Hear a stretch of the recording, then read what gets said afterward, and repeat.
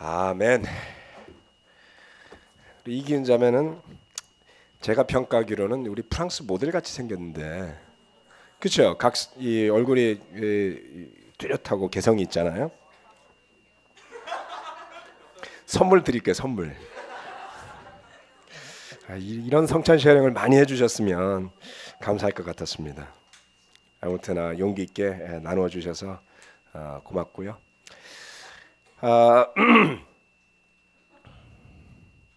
설교할까요?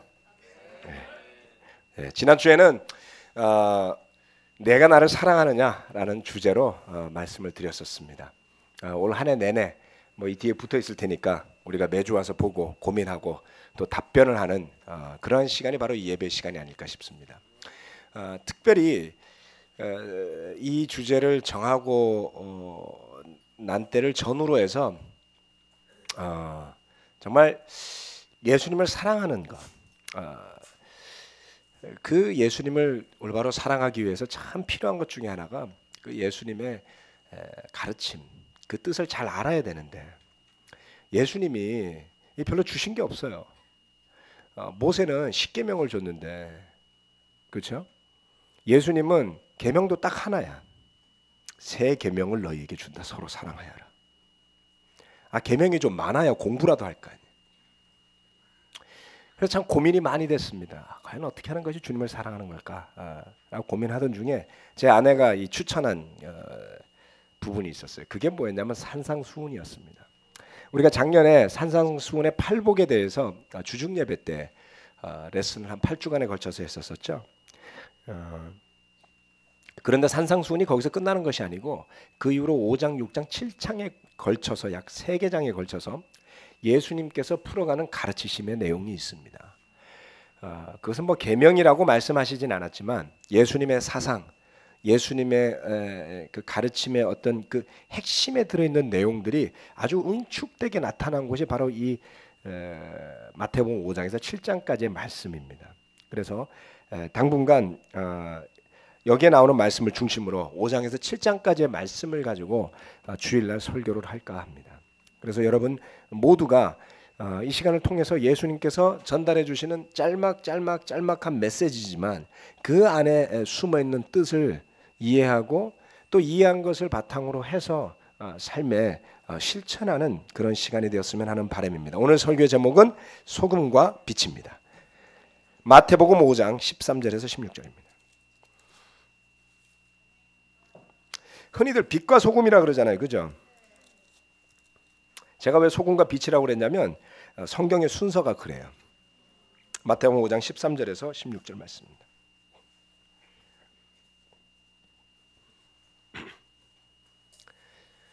너희는 세상의 소금이다. 소금이 짠맛을 잃으면 무엇으로 그 짠맛을 되찾게 하겠느냐. 짠맛을 잃은 소금은 아무데도 쓸데가 없으므로 바깥에 내버려져서 사람들이 짓밟을 뿐이다. 너희는 세상의 빛이다. 산 위에 세운 마을은 숨길 수 없다. 또 사람이 등불을 켜서 말 아래다 내려놓지 아니하고 등경 위에다 놓아둔다. 그래야 등불이 집안에 있는 모든 사람에게 환히 비친다. 이와 같이 너희 빛을 사람에게 비추어서 그들이 너희의 착한 행실을 보고 하늘에 계신 너희 아버지께 영광을 돌리게 하여라. 아멘. 아주 짤막한 구절입니다. 오늘 설교 제목은 소금과 빛이고요. 첫 번째 포인트는 소금, 두 번째 포인트는 빛입니다. 이해하기 쉽죠? 네. 자, 소금에 대해서 같이 말씀을 나누겠습니다. 너희는 세상의 소금이다. 우리로 하여금 예수님을 따르고자 하는 제자들에게 예수님께서는 소금이 되어라고 하셨어요. 소금은 어떻습니까? 요즘은 소금은 건강의 적이에요. 적. 그렇죠? 우리 집안이 고혈압 집안입니다. 우리 처갓집은 암 집안이고 우리 집안은 고혈압 집안입니다. 여러분 집안은 어떤 집안이세요? 고혈압, 암 합친 건가요? 당뇨 집안이 또 있습니다. 저희 아버님도 저희 어머님도 두 분 다 이제 고혈압이 있으신데, 그래서 제가 생각을 해보니 제가 건강에는 상당히 관심이 많은 편입니다. 나도 고혈압에 걸리겠구나 라고 해서 평소에 설렁탕을 먹을 때 저는 소금을 넣지는 않습니다. 설렁탕만 해도 짜게 하는 집이 있더라고요. 제가 국을 워낙 좋아하기 때문에 국도 안 먹으려고 애를 씁니다. 그래서 김치도 헹궈서 먹습니다. 저하고 혹시 밥 먹다가 김치 헹구는 거 보고 어릴 때 잘못 배워서 그렇다 이렇게 생각하지 마시고 염분을 적게 섭취하기 위해서 그렇다는 것이죠. 그랬더니 박성민 형제가 저보고 소금 좀 드셔야지 돼요, 목사님. 그렇게 안 드시면 큰일 납니다. 드셔야지 돼요. 라고 이야기를 하는데 사실 역사적으로 소금은 아주 귀한 음식이었던 것이죠. 그래서 이 소금은 중요하고 귀한 생필품이었습니다. 그래서 고대 국가의 뭐 종교의식이라든가 뭐 제물이나 뭐 곡물로 바쳐졌었어요. 이 소금이라는 것은 그렇죠, 여러 가지 역할이 있지만 소금은 잘 변하지 않잖아요. 가지고 있으면. 그렇죠. 그래서 뭐 심지어는 충성의 맹세, 뭐 계약 과정의 징표 이런 걸로도 쓰였다고 하더라고요. 심지어는 이 소금이 로마 시대 관리와 군인들에게 급여로 지급이 되었다고 해요. 그래서 월급을 뭐라고 이야기합니까? 영어로 셀러리라고 그러죠, 그죠? 셀러리. 소금은 뭡니까? salt라고 하죠. 영어들 잘들 하시네. 이렇게. 그런데 이 월급을 표현하는 셀러리가 어디에서 나왔냐면 당시 로마 관리나 병사에게 지급되었던 소금 급여라고 표현하는 셀러리움에서 나왔다는 거예요. 그럴 정도로 소금은 아주 중요한 그런 요소였던 겁니다. 그런데 왜 예수님은 제자들에게 이런 소금이 되라고 하셨을까? 자, 거기에 대해서 이제 같이 보도록 하겠습니다. 첫 번째 포인트는 소금이고 소금 밑에 소제목 첫 번째 가로치고 학원 강사했으면 돈 벌었을 것 같던데. 자, 소금은 뭡니까? 필수 불가결한 요소가 되어라는 것입니다. 너희는 세상의 소금이다. 제자들을 일컬어 하신 말씀이었습니다. 여러분 주목해야 될 것 중에 하나는요, 인간이라면 부자가 되었건 가난하건 간에 모두 다 소금을 소유할 수 있다는 겁니다. 금은 안 그래요, 그렇죠? 가치 있는 것들은 보면 누구나 소유할 수 있는 게 아니죠. 그런데 이 소금은 부자건 가난하건 먹을 만큼 먹어야 되는 겁니다. 즉 소금이라는 것은 모든 이에게 당연히 있는 음식인 것이죠. 모두에게 필요한 것, 그것이 바로 소금이었습니다. 그렇다면 예수님께서 제자들에게 소금이 되라고 하셨던 것은 그들이 어디에 있든지 필수 불가결한 요소가 되어야 함을 이야기하신 거죠. 반드시 있어야만 한다. 그런 의미에서 바라봤을 때 우리 자신들은 어떤 존재입니까?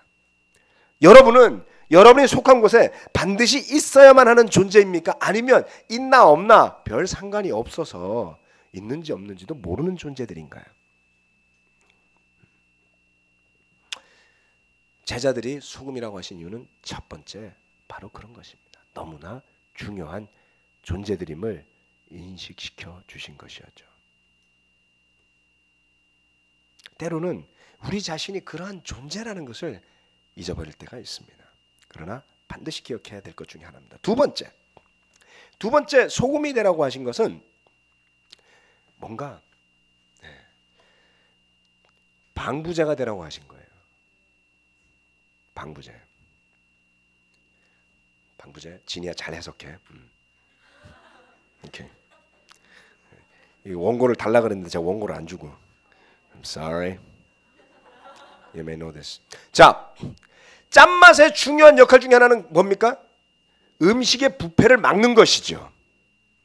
냉장고가 존재하지 않던 고대 사회에서는요, 소금은 그야말로 음식을 장기간 보관하도록 해주는 소중한 존재였습니다. 이 소금이 없으면 된장이나 간장이나 고추장이나 김치 같은 음식을 만들 수가 없습니다. 이게 없으면 날마다 우리가 얼마나 몸이 건조하게 살겠어요. 예. 된장, 간장, 고추장. 만두를 먹어도 간장이 없으면 맛이 없잖아요. 그렇죠? 우리 된장국이 없는 세상을 상상할 수가 없잖아요.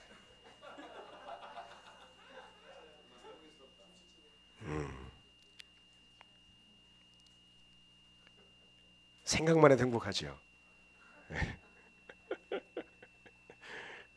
예. 여러분 한번 상상해 보셔야지 돼요. 냉장고가 없으면 어떻게 했냐고요. 그렇죠? 얼마 전에 한전에서 정전이 됐어요. 아, 그랬더니 난리가 난 거예요. 왜요? 음식점에 냉장고 전기가 나간 거죠. 그래서 몇 시간밖에 안 됐는데 그 냉장고 안에 있던 음식들이 상한 거예요. 그렇죠? 지금 우리가 만약에 냉장고가 없다고 생각하면 어떻게 살겠습니까? 즉 소금이 없는 세상은 그렇게 되는 겁니다. 고대 사회로 돌아가자면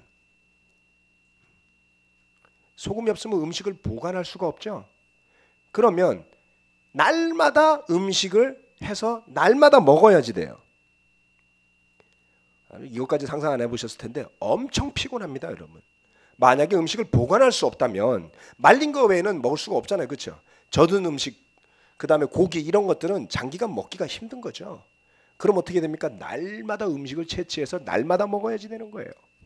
그러면 우리는 뭐와 같아지냐면 야생의 사자와 같아지는 겁니다. 사자가 멋져 보이고 굉장히 여유 있어 보이지만 날마다 먹고 살기 위해서 얼마나 열심히 뛰어다니는지 아세요? 그 사자에게 냉장고가 있었다면, 그 사자에게 이 소금으로 절인 방법을 알았다면 동굴 속에 여유 있을 때, 힘 있을 때 잡아서 넣어놨다가 그날 사냥이 실패했을 때 꺼내서 먹으면 될 거 아니에요. 이게 안 되는 인생은 피곤한 인생이라.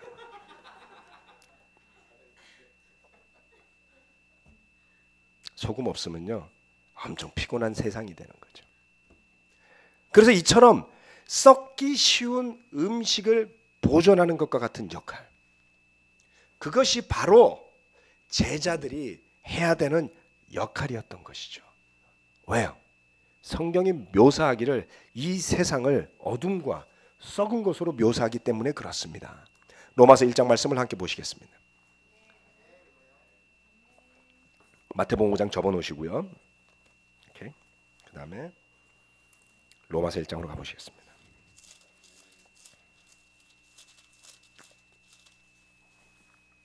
로마서 1장 28절에 32절 말씀. 사람들이 하나님을 인정하기를 싫어하므로 하나님께서는 사람들을 타락한 마음 자리에 내버려 두셔서 해서는 안 될 일을 하도록 놓아두셨습니다. 사람들은 온갖 불의와 악행과 탐욕과 악의로 가득 차 있으며 시기와 살이와 분쟁과 사기와 저기로 가득 차 있으며 수군거리는 자요, 중상하는 자요, 하나님을 미워하는 자요, 불손한 자요, 오만한 자요, 자랑하는 자요, 악을 꾸미는 모략꾼이요, 부모를 거역하는 자요, 우매한 자요, 신의가 없는 자요, 무정한 자요, 무자비한 자입니다. 그들은 이와 같은 일을 하는 자들은 죽어야 마땅하다는 하나님의 공정한 법도를 알면서도 자기들만 이런 일을 하는 것이 아니라 이런 일을 저지르는 사람을 두둔하기까지 합니다. 세상은 어떤 곳입니까? 타락한 곳이죠. 온갖 불의와 악행과 탐욕과 악의와 시기와 저기가 가득한 곳이다 라고 이야기하고 있습니다.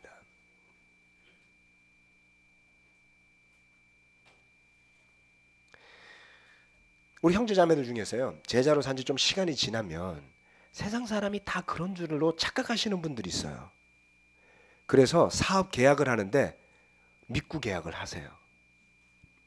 그래서 믿고 계약했다가 사기를 당한 분들이 많습니다.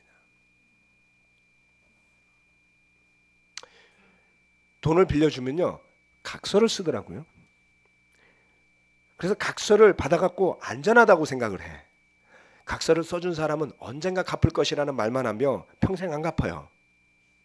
그러면 방법이 없다더군요. 설마? 아니요. 세상이 어떤 곳이라고요? 부패한 곳, 썩은 곳. 제가 상당히 흥미롭게 보는 현상 중에 하나가 있습니다. 많은 사람들이 정치인들이 뭐 뇌물을 받고 거짓말을 하면 굉장히 분노를 해요. 아니 정치인이 언제 도덕적인 사람이 되겠다고 맹세한 적이 있습니까? 정치인이 왜 정치인이죠? 모든 사람들의 탐욕을 대변하기 위한, 내 탐욕을, 내 욕심을, 내 이기심을 대신 대변하기 위해서 뽑아준 사람 아닌가요? 탐욕의 화신이 정치인일 수 있는 거죠. 제가 정치를 비관적으로 말씀드리려고 하는 게 아닙니다. 세상이 얼마나 앞뒤가 안 맞는지를 설명해 드리는 거예요. 나는 솔직할 의사가 없으면서 너는 솔직하라는 것이 지금의 논리 아니겠어요?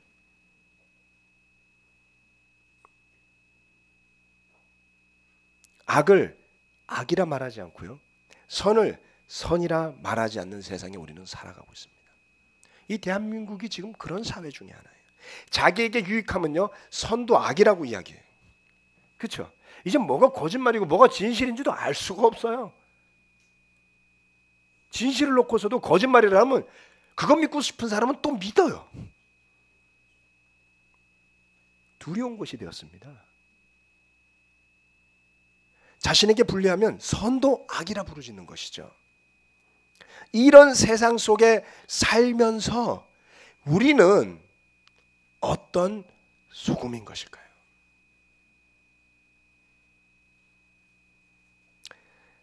예수님께서 이 말씀을 하신 것은 그렇게 하는 것이 하기 쉬운 일이라서 말씀하신 것이 아니었습니다. 소금으로 살아가고자 한다면 반드시 겪는 일이 있어요. 그것은 바로 시련인 것입니다. 더러운 이익을 탐하지 말아야지 되고요, 남을 속이지 말아야지 되고요, 정직하고 하나님 앞에 양심을 지키면서 살려면 얼마나 불편합니까? 저는요 남의 지갑 주면 갖다 주거든요. 제 지갑은요 훔쳐간 사람도 있었고요, 제가 잃어버린 적도 있는데 제 지갑은 저한테 한 번도 돌아오지 않았습니다. 한 번은 제가요 일본에서 80만 행을 주순 적이 있어요.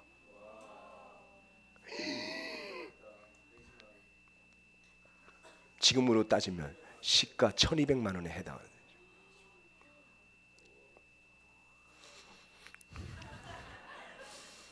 주님께서 주신 선물이야. 그런 생각 눈꼽만치도 들지 않았습니다. 근데 제 지갑을 주순 사람은 돌려주지 않더군요. 훔쳐간 사람도 돌려주지 않더군요. 어떻습니까? 여러분은 남의 차를 받으면 그 사람이 없어도 전화해서 당신의 차를 받았습니다라고 이야기하는데, 남이 여러분의 차를 받으면 전화는커녕 멀쩡한 차도 깨는 판에. 억울하지 않으세요? 자기는 밥 먹은 듯이 거짓말 하더라도 내가 진실을 말해도 불이익을 감당하면서까지 솔직하게 살아도 고마워하지 않는 세상, 그것이 바로 우리가 사는 곳입니다. 그래서 우리는 이런 이야기를 듣죠. 네가 그런다고 세상이 눈꼽만치라도 변할 것 같아? 너만 고생하는 거지. 정말 그럴까요? 여러분, 소돔과 고모라는 의인이 10명이 없어서 망한 도시였어요. 의인 10명이 있었으면 소돔과 고모라가 얼마나 깨끗해졌을까요? I don't know. 깨끗해지진 않았을지 모르지만 의인으로 말미암아 구원받을 수 있는 도시는 되었겠죠. 수년 전에 신문지상에 떠들썩한 이야기가 하나 있었습니다. 그것은 뭐냐면 여호와의 증인들이 병역 거부하는 문제에 대한 것이었습니다. 지금부터 제가 설명드리는 것은 제가 그 사람들의 신앙이나 확신이나 삶의 모습이 옳다고 해서 내지는 그것을 지지하기 때문에 드리는 말씀이 아니면 이해하시기 바랍니다. 여호와의 증인들은요 수혈도 하지 않고 헌혈도 하지 않고 그 다음 군대도 거부합니다. 우리나라에서 군대에 징집된 사람들이 군대에서 복무하기를 거부하면 그냥 감옥에 갑니다. 그냥 감옥이 아니고요, 군대 감옥이요. 그래서 지난 수십 년 동안 우리나라에 여호와의 증인이 들어와서 활동을 시작한 이래로 여호와의 증인인 자신도 자신의 자녀도 군대를 가면 거부했어요. 그게 하루 이틀이 아니고 수십 년이 된 겁니다. 그런데 한 2, 3년 전, 3년 전이었을 거예요. 이게 이제 사회 문제가 되었습니다. 왜 그들에게 대체 복무를 하게 해주지 않느냐 라는 이야기가 대두되기 시작했죠. 왜 멀쩡한 사람을 감옥에 보내느냐. 공익요원도 있는 세상인데. 맞아. 그래서 여호와의 증인 때문에 병역 제도가 변화하려고 하던 시점이 있었습니다. 결론이 어떻게 났는지 제가 정확하게 기억하지 못합니다. 그런데 제가 그 순간에 그 뉴스를 들으면서 깜짝 놀랐어요. 그리고서 생각해 봤습니다. 소위 기독교인이라 부르는 크리스찬이라는 사람들의 수는 여호와의 증인에 비해서 절대적으로 많습니다. 우리나라에. 그런데 자신을 크리스찬이라고 부르는 사람들로 인해서 우리나라의 제도 중에 그들의 부르짖음 때문에 변화된 제도가 있습니까?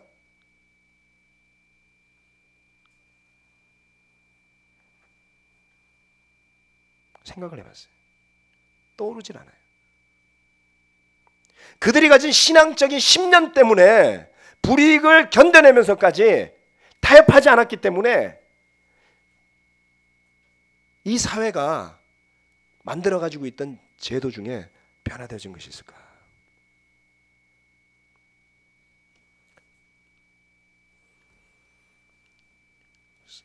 그들이 만들어낸 사회적 정의와 변화는 무엇인가? 본인의 이데올로기적 관점에서가 아닌 성서적 확신에서 비롯된 정의와 변화를 찾아보기가 어려웠습니다. 여러분, 예수님은 그의 제자들이 어떻게 살기를 원하셨습니까? 2000년 전 로마도, 2000년 전 유대 땅도 오늘 내지는 오늘 이상으로 타락하고 부패한 곳이었습니다. 그런 가운데 주님께서는 그의 제자들이 소금으로 살기를 원하셨죠. 오늘날 일컫는 크리스찬처럼 살기를 원하지 않으셨을 것입니다. 오늘날의 수많은 자기 자신을 크리스찬이라고 부르는 사람들은 그야말로 길거리에 버려지는 소금 먼지와 같은 맛을 잃어버린 존재들이 된 지가 오래입니다.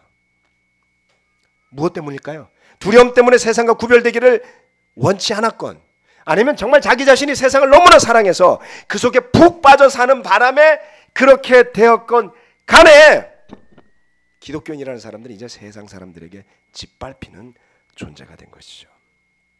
제가 지난 수년 동안 성경 공부한 사람들 중에서 굉장한 반기독교적 감정을 가진 사람들이 있었습니다. 무신론자가 아니고요, 그냥 반기독교인이에요. 그래서 자꾸 성경 공부를 앉았는데 막 분노가 여기까지 차 있어요. 기독교인이라는 사람들이 말해요. 나도 맞는데 하여튼 나 앞에 앉혀놓고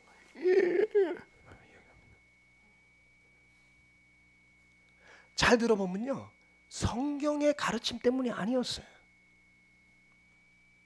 그동안 자기가 살면서 주변에 보아왔던 자기 자신이 기독교인이라고 떠드는 그 사람들 때문에, 그 사람들이 가는 데가 천국이면 자기는 안 가겠다는 거예요. 와우. 감사하게도 그 사람들 다 지금 예수님 믿고 있어요. 성경 말씀을 보면서 예수님의 가르침은 너무나 놀랍다는 것을 깨달았기 때문이죠.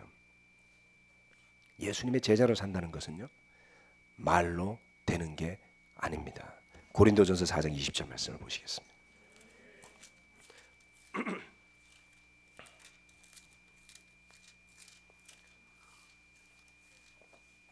고린도전서 4장 20절 말씀. 하나님 나라는 말에 있지 아니하고 능력에 있습니다. 아멘. 소금으로 산다는 것은요, 소금으로 존재한다는 것은 능력이 있는, 즉 영향력이 있는 사람, 제자, 그리고 진정한 그리스도인으로 사는 것을 의미합니다. 소금의 맛을 잃어서는 안 됩니다. 아멘. 우리가 해야 할 역할과 사명을 다할 때야 비로소 이 나라가 살아있는 나라가 될 거라고 저는 믿습니다. 여러분 개개인이 예수님으로부터 받은 그 가르침대로 소금으로 살아갈 때 비로소 그 가정이 살아있는, 생명력 있는, 썩지 않는 가정이 되는 것이죠.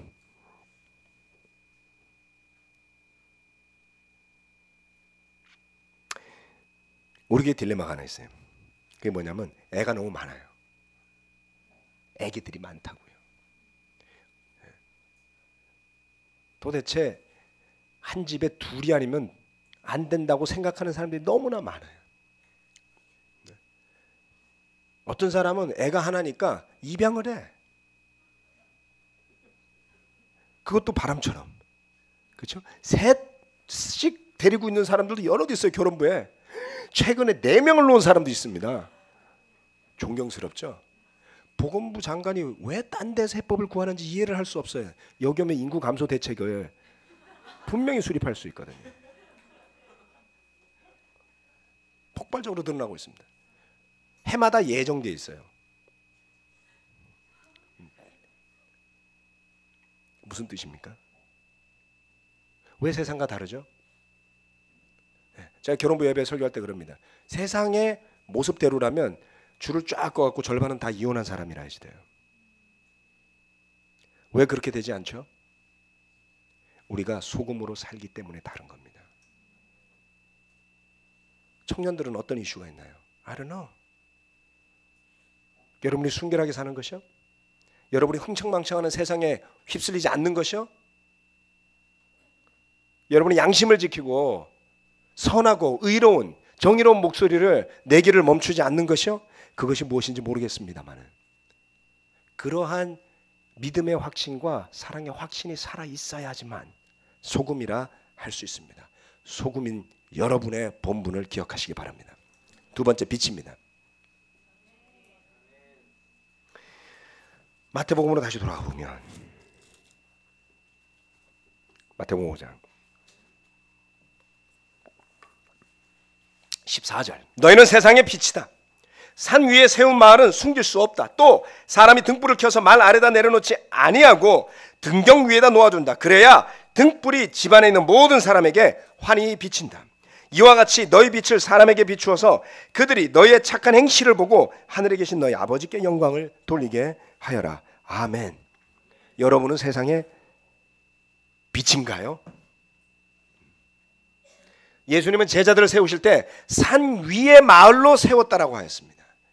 그것은 마치 예루살렘과 같은 것이었습니다. 예루살렘은 산 꼭대기에 위치한 도시였어요. 그래서 멀리서 봐도 다 보이죠. 숨을 수 없는 도시, 숨을 수 없는 존재, 그것이 바로 빛입니다. 즉 세상 사람들로부터 우리는 숨을 수 없어요. 우리가 예수님의 제자인 것을 설명하고 이야기하는 순간부터 사람들은 우리를 쳐다보죠.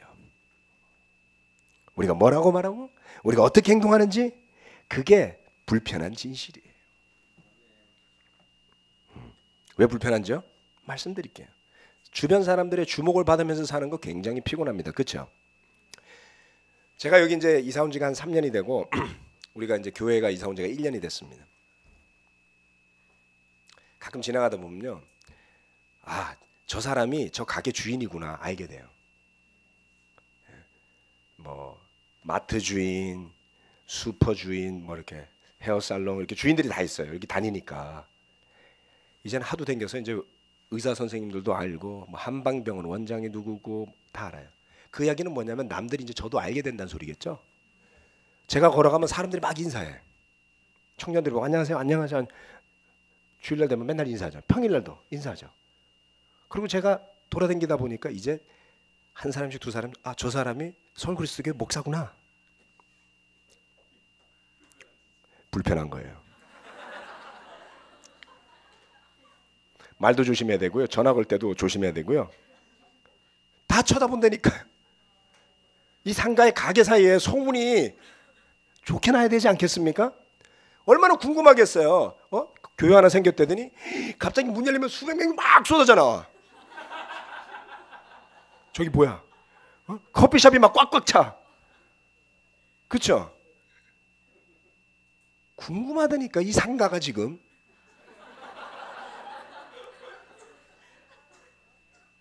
피하고 싶죠.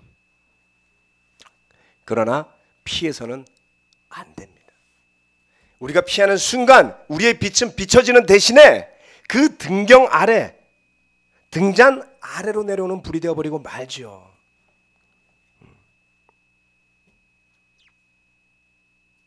지난주에 안양의 예배를 갔다가 굉장히 큰 격려를 받았습니다. 그 안양에 우리 형제가 운영하는 치과에서 근무하시는 원장님이 계세요. 치과 의사 선생님이죠. 그분도. 이분이 한 몇 년 동안 거기에서 이제 치료를 하시고 결론을 얻으셨어요. 어떤 결론이에요? 첫 번째, 서울 그리스도의 교회에서 오신 환자분들은 다 표정이 밝더라. 여자분들이 어떻게 이렇게 표정이 밝은지 모르겠어요. 그러시더라고요. 표정만 밝고 이쁘기도 하죠. 맞아요, 다 이뻐요. 목사님, 그 교회는 뭐가 있나요? 있지. 궁금한 거야 이분이. 어떻게 다 부자일 수도 없는데, 부자도 그렇게 밝지 않은데 이 치과에 오는 환자분들마다 그 교회에서 왔다 그러면 다 밝냐 이거예요. 그래서 결론을 얻었어요. 서울 그리스도교회 이꼬르 밝은 사람들. 밝기만 해요? 친절하잖아요. 여러분 어딜 가든지요, 사람들이 서비스 업종에 있는 사람들이 피하는 사람들이 있어요. 꼬장꼬장하게 따지는 사람들, 쓸데없는 거 트집 잡아서 성질 내는 사람들. 그렇죠? 근데 환자가 와서 기분 좋게 감사하게 밝게 치료받고 가면요, 치료도 또 잘해줘요. 어떻게 해서 그렇게 된 거죠? 기분이 좋았어요. 맞죠? 여기 뭔가 있어요 사실은. 그래서 그분이 지금 결혼부 세미나 때 자기 남편을 데리고 오려고 무진장애를 쓰고 있습니다. 제 남편을 제발 데리고 가야 될 것 같아요. 그게 뭔가 있는 것 같아요. 있어요. 뭐가 있습니까? 빛이 있는 겁니다. 여러분, 빛이 되고 싶다고 빛이 되는 줄 아세요? 안 돼요. 억지로 웃으면요 얼굴이 엄청 힘듭니다. 제가 결혼식 때, 결혼식 날 서가지고 하객들을 막 맞이하는데, 그날 결혼식이 다 끝나고 차를 타고 이제 제가 워커힐 호텔로 가는데, 마지막 호텔 앞에서 서서 찍은 얼굴은 보면 이상이래요. 왜요? 하도 웃어갖고 이제 얼굴에 근육이 다 지친 거예요. 어떤 웃음이에요? 자연스럽지 않은 오바된 웃음이었던 거죠. 그래서 누가 물어보더라고, 결혼부에서. 그럼 결혼식 날 안 기뻤나 보네. 자기 이야기를 하는 거고 저는 기뻤어요. 의도적으로 밝아 보이게 할 수는 없습니다. 우리가 그렇게 사니 그렇게 보일 뿐인 거죠. 요한일서 1장 말씀.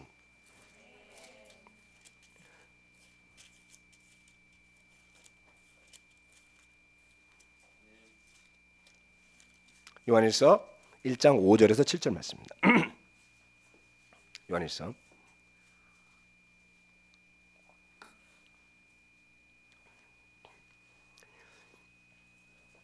우리가 그리스도에게서 들어서 여러분에게 전하는 소식은 이것이니 곧 하나님은 빛이시요 하나님 안에는 어둠이 전혀 없다는 것입니다.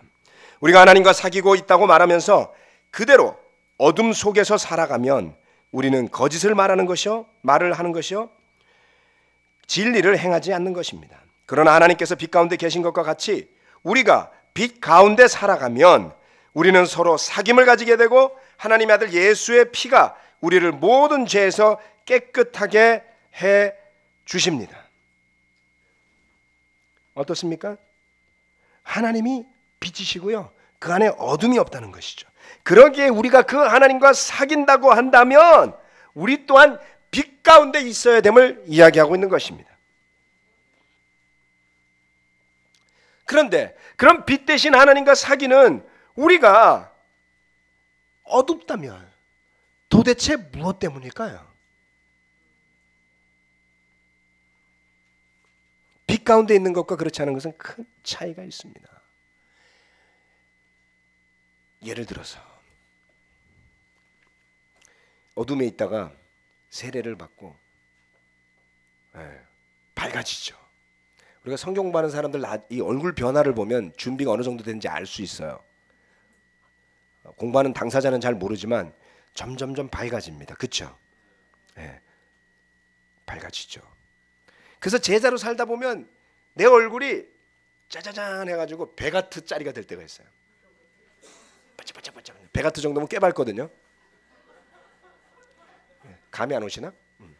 옛날에 화장실에 들어가면 이렇게 등 하나 딱 달려 있는 거 있죠? 요즘 시대가 달라서 그것도 안 통하겠다. 아무튼 60와트짜리가 통상 달려 있습니다. 베가트를 키면요 굉장히 밝아요. 아무튼 제가 가장 밝았던 순간, 제자로 살면서 가장 밝았던 순간이 베가트라고 칩시다. 그런데 살다 보면 이게 베가트에 머무르는 게 아니고 120, 150 이렇게 갔으면 좋겠는데 그러다가 다 타버릴까 봐 겁나서인지 베가트 갔다가 80와트로 떨어져요. 70와트로 떨어져요. 그 다음에 50와트가 될 때가 있어요. 근데 기가 막힌 게 뭐냐면 어둠에 있다가 빛으로 탁 나오면 10와트도 엄청 밝아 보여. 근데 100와트까지 갔던 사람이 50와트가 되면요 엄청 어둡습니다. 어떤 사람은 50와트, 40와트, 30와트, 10와트 그러다 전구가 깨지는 사람도 있어요. 빛이 그냥 확 사라지죠. 여러분을 어둠에 가두는 것은 무엇입니까? 여러분의 빛이 충분히 빛나게 하지 못하는 것이 무엇인가요? 저는 이것을 걱정, 불신, 죄라고 믿습니다. 우리가 빛 가운데 살아가면 우리는 서로 사귐을 가지게 된다고 말하였죠. 그런 사귐은 뭡니까? 우리가 힘을 주고받는 사귐, 우리가 모이는 바이블톡의 모임, 그것이 그런 것이고요. 이렇게 함께 모이는 예배가 바로 그런 것입니다. 그런 사귐, 그런 교제, 그런 예배를 통해서 힘을 얻고 격려를 받고 빛을 받아서 그 빛을 내지 못한다면 그것이 무엇 때문이겠는가를 반드시 고민해야만 합니다. 저는요 제 삶을 돌아보면서 그 밝기가 왔다 갔다 했던 적이 많다는 것을 느끼게 됩니다. 때로는요 참 좋은 일이 많았지만 제 기대에 미치지 못해서 스스로 어두웠던 순간들이 있습니다.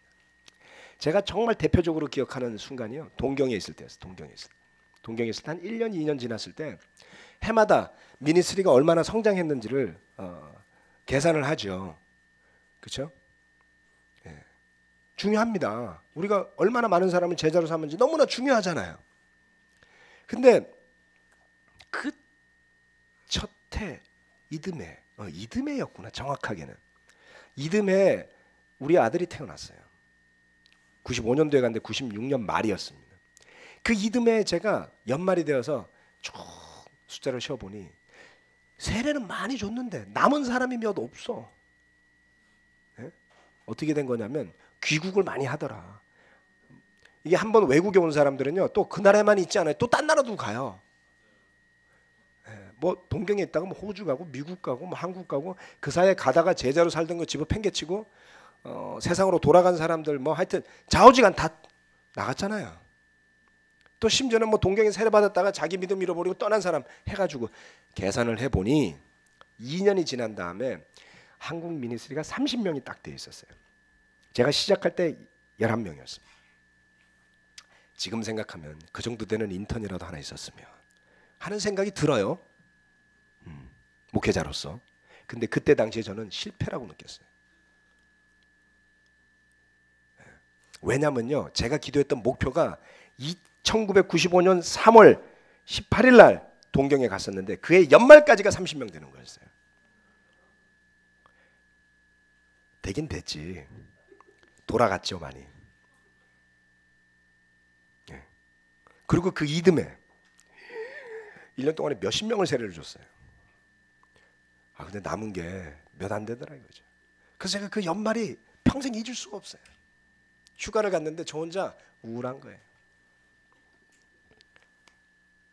내 인생 돌리도가 아니고 내 세례 돌리도. 그 많은 시간, 그 많은 수고, 그 많은 헌신 이게 다 어디 갔나? 기뻐해야 되는데 기쁘진 않고 부담만 있는 거죠. 누가 뭐라 그랬습니까 저한테? 아니요. 때로는 내 기대가 하나님이 축복으로 주셔도 그게 축복인지 모르고 머리 파묻고 인상 쓰고 등불의 가치를 한 절반으로 어둡게 만들 때가 있더라. 삶의 덫으로 보면 뭐라고요? 가혹한 기준의 덫.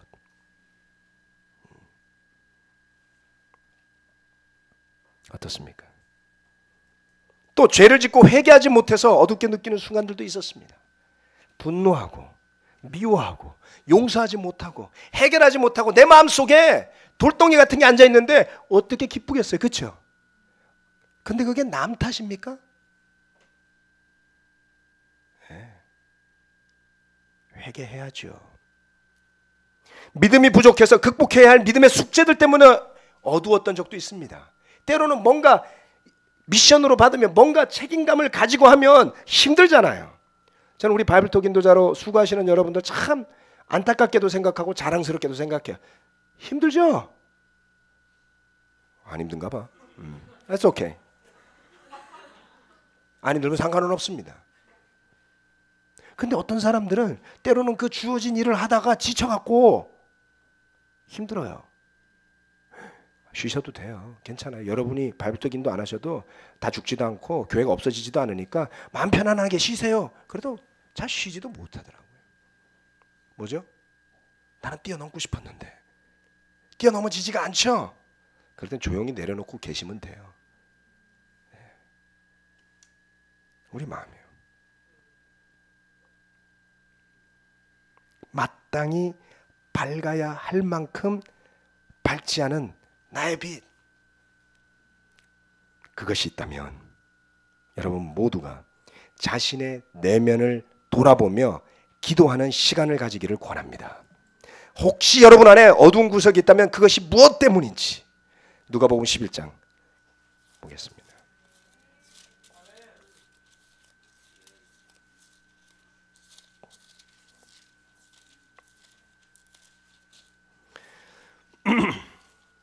누가복음 11장 34절에서 36절.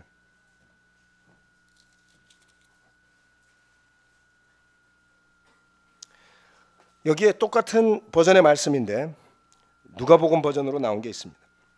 내 눈은 몸의 등불이다. 내 눈이 성하면 내 온 몸도 밝을 것이요 내 눈이 성하지 못하면 내 몸도 어두울 것이다. 그러므로 내 속에 있는 빛이 어둡지 않은지 살펴보아라. 내 온몸이 밝아서 어두운 부분이 하나도 없으면 마치 등불이 그 빛으로 너를 환하게 비출 때와 같이 내 몸은 온전히 밝을 것이다. 아멘. 우리의 영적인 눈을 떠야 합니다. 내 안에 어둠이 있다면, 내 빛이 충분히 밝지 못하다면 눈을 뜨고 살펴서 온 몸이 밝을 수 있도록, 그래서 그 빛이 온 세계에 드러날 수 있도록 하라는 것이 바로 예수님의 가르침이었습니다. 주님이 빛이시니 그 주님을 모시고 사는 우리가 빛 가운데 거할 뿐만 아니라 주변을 밝히는 등불이 되라 하셨습니다. 아멘. 여러분 이 말씀에 순종할 준비가 되어 있습니까? 소금과 빛이 되라는 예수님의 말씀. 이 세상의 어둠을 밝히는 등불이 되고 세상이 썩어가는 것을 막아주고 생명을 지켜주는 소금이 되어 사는 삶. 그것이 바로 내가 나를 사랑하느냐라는 예수님의 답에 그렇습니다라고 대답하고자 하는 사람들이 살아야 할 삶의 가장 기본적인 시작이요 본질인 것입니다. 이처럼 답변하는 제자로서 한 해를 시작하시기를 바라면서 말씀 마치겠습니다.